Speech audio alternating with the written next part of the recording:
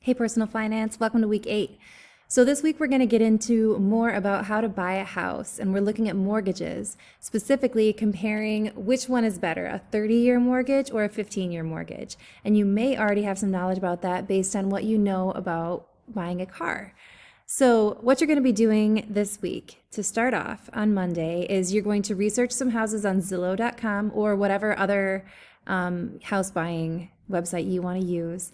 And you're going to find one in whatever area of the country or the world that you'd like to live in. Look for one that is under $800,000. That shouldn't be too hard. Most houses are under that amount. Then you're going to fill out the About the House tab in the Purchase a Home project. So you're going to give it some pictures.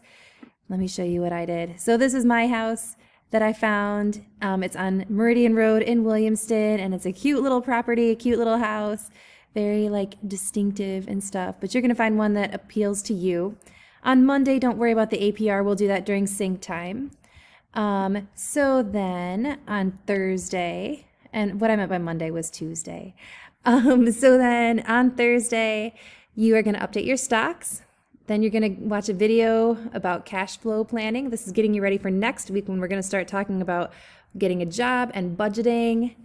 And then you'll fill in the spreadsheet part of your Purchase a Home project. And then Friday is a pretty chill day because we only have the asynchronous stuff to do. There's no synchronous session. So you're going to go to the website where you can play some financial football, and then you're done. Check PowerSchool to make sure you don't have any missing assignments. But this should be a pretty easy week. Just get that house project done and you'll be set. So we'll see you soon.